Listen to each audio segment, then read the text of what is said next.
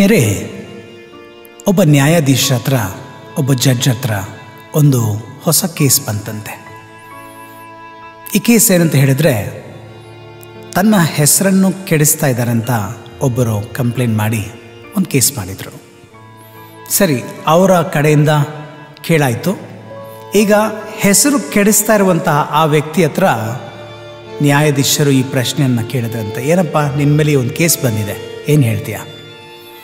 ಅದಕ್ಕೆ ಅವನು ಹೇಳಿದ್ನಂತೆ, ಸರ್ ಇದೆಲ್ಲ ಒಂದು ಕೇಸಾ ಸರ್, ಏನು ಅವ್ರ ಬಗ್ಗೆ ನಾನು ಇಲ್ಲಲ್ಲಿ ಮಾತಾಡಿದೆ, ಅವನು ತಪ್ಪು ಮಾಡಿದ್ರು ಅದಕ್ಕೆ ಮಾಡಿದೆ, ಇದೊಂದು ದೊಡ್ಡದೇನಿಲ್ಲ ಅಂತ ಹೇಳಿ ಒಂದು ರೀತಿಯಾಗಿ ಉದಾಸೀನ ಆಗಿ ಏನೋ ಇದೊಂದು ದೊಡ್ಡ ವಿಚಾರ ಇಲ್ಲದೆ ಥರ ಅವನು ತನ್ನ ಬಗ್ಗೆಯ ವಿಚಾರ ಹೇಳ್ತಾ ಇದ್ರಂತೆ. ಅಂದರೆ ತಾನು ಮಾಡಿದ್ದು ತಪ್ಪು ಅಂತ ಸ್ವಲ್ಪನೂ ಕೂಡ ಪರಿಕಲ್ಪನೆ ಇಲ್ಲದೆ ಅವನು ಮಾತಾಡ್ತಾ ಇದ್ದನ್ನು ನೋಡಿ ನ್ಯಾಯಾಧೀಶರ ಹತ್ರ ಕೇಳಿದ್ರಂತೆ, ಅಂದರೆ ನಿನ್ನ ಪರವಾಗಿ ನೀನು ಮಾಡಿದ್ದೇನು ತಪ್ಪಿಲ್ವಾ? ಹೌದು ಸರ್, ಇದೆಲ್ಲ ಒಂದು ಕೇಸಾ ಸರ್ ಅಂತ ಹೇಳಿದ್ರಂತೆ. ಅದಕ್ಕೆ ನ್ಯಾಯಾಧೀಶರು ಹೇಳಿದ್ರಂತೆ, ನೀನು ತುಂಬ ಕಾನ್ಫಿಡೆಂಟ್ ಆಗಿದೆಯಲ್ಲ, ಸರಿ ನಾನು ಒಂದು ಕೆಲಸ ಹೇಳ್ತೀನಿ ಮಾಡು ಅಂತ ಹೇಳಿ ಏನು ಹೇಳಿದ್ರಂದರೆ, ನೀನು ಒಂದು ಪೇಪರನ್ನು ತಗೊಂಡು ಬಾ, ನ್ಯೂಸ್ ಪೇಪರ್ ತಗೊಂಡು ಬಾ ಅಂತ ಹೇಳಿದ್ರಂತೆ. ಆ ನ್ಯೂಸ್ ಪೇಪರ್ನ ತಂದು ಹರಿದಾಕು, ಹರಿದ್ಬಿಟ್ಟು ಅದನ್ನು ನೀನು ಗಾಳಿಗೆ ಹಾಕಿಬಿಡು ಅಂತ ಹೇಳಿದ್ರಂತೆ. ನ್ಯಾಯಾಧೀಶರು ಹೇಳಿದ್ರಲ್ವಾ, ಅದಕ್ಕೆ ಇವನು ನ್ಯಾಯಾಧೀಶರು ಹೇಳಿದಂತಲೇ ಮಾಡಿದಂತೆ. ಅವನು ಒಂದು ನ್ಯೂಸ್ ಪೇಪರ್ ತಂದು ಅದನ್ನು ಹರಿದು ಗಾಳಿಗೆ ತೂರಾಕ್ತ.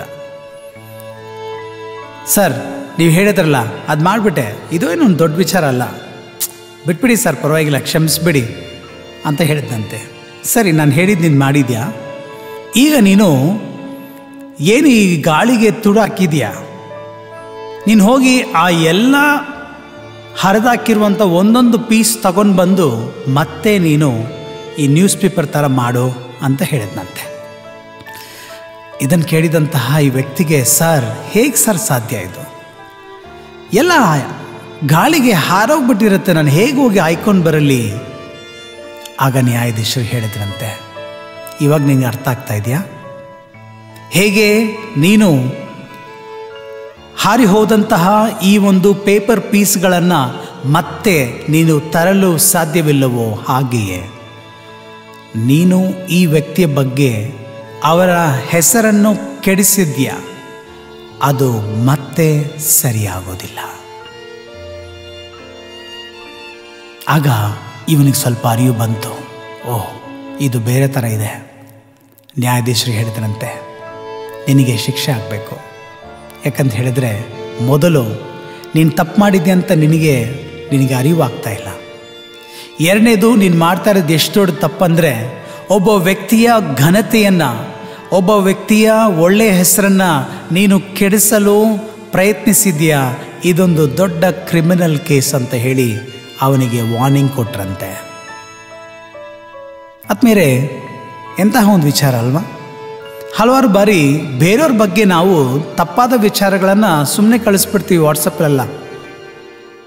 ಬೇರೆಯವ್ರ ಬಗ್ಗೆ ಏನಾದರೂ ಒಂದು ವಿಚಾರಗಳು ಗೊತ್ತಿದ್ದರೆ ಅದನ್ನು ನಮ್ಮಲ್ಲಿ ಇಟ್ಕೊಳ್ಳಲ್ಲ, ಅದನ್ನು ಅವ್ರ ಹೆಸರು ಕೆಡಿಸುವಂಥ ಕೆಲಸದಲ್ಲಿ ನಾವು ಪಾಲ್ಗೊಳ್ತೇವೆ. ಈ ಒಂದು ಕಿರುಕತೆ ನಮಗೆ ತಿಳಿಸ್ಕೊಡುತ್ತೆ. ಒಂದು ಸತಿ ನಾವು ಒಬ್ಬ ವ್ಯಕ್ತಿಯ ಹೆಸರನ್ನು ಕೆಡಿಸ್ಬಿಟ್ರೆ ಮತ್ತೆ ಅದನ್ನು ಸರಿಪಡಿಸಲು ಸಾಧ್ಯವಿಲ್ಲ. ಜಗತ್ತಲ್ಲಿ ಹುಟ್ಟಿರುವ ಪ್ರತಿಯೊಬ್ಬ ವ್ಯಕ್ತಿಗೂ ದೇವರಿಂದ ಬರುವಂತಹ ಒಂದು ಘನತೆ ಇದೆ. ಅವರಿಗೆ ತಮ್ಮ ಘನತೆಯ ಹಕ್ಕಿದೆ. ಆ ಹಕ್ಕನ್ನು ಯಾರು ಕೂಡ ತೆಗೆದುಹಾಕಲು ಸಾಧ್ಯವಿಲ್ಲ. ತೆಗೆದುಹಾಕಲು ಅವರಿಗೆ ಅರ್ಹರಿಲ್ಲ, ಅವರಿಗೆ ಹಕ್ಕಿಲ್ಲ. ಇವತ್ತು ಈ ಒಂದು ಕಿರುಕತೆಯನ್ನು ಕೇಳುವಾಗ ನಾವೆಲ್ಲರೂ ಒಂದು ವಾಗ್ದಾನ ಮಾಡ್ಕೋಬೇಕು ನಮ್ಮ ಮನಸ್ಸಲ್ಲೇ, ಸಾಧ್ಯವಾದಷ್ಟು ಬೇರೆಯವರ ಘನತೆಗೆ ಯಾವುದೇ ರೀತಿಯ ಧಕ್ಕೆ ತರುವಂತಹ ಮಾತುಗಳು ಅಥವಾ ಧಕ್ಕೆ ತರುವಂಥ ಕೆಲಸಗಳನ್ನು ಮಾಡೋದಿಲ್ಲ ಅಂತ ನಿರ್ಧಾರ ಮಾಡಿ, ಪ್ರತ್ಯೇಕವಾಗಿ ಈ ವಾಟ್ಸಪ್ಪಲ್ಲಿ ನಾವು ಬೇರೆಯವ್ರ ಬಗ್ಗೆ ಈ ಮೆಸೇಜ್ಗಳನ್ನ ಫಾರ್ವರ್ಡ್ ಮಾಡ್ತೀವಲ್ಲ, ಅದನ್ನು ಇವತ್ತೇ ನಾವು ಕೊನೆಗೊಳಿಸೋಣ.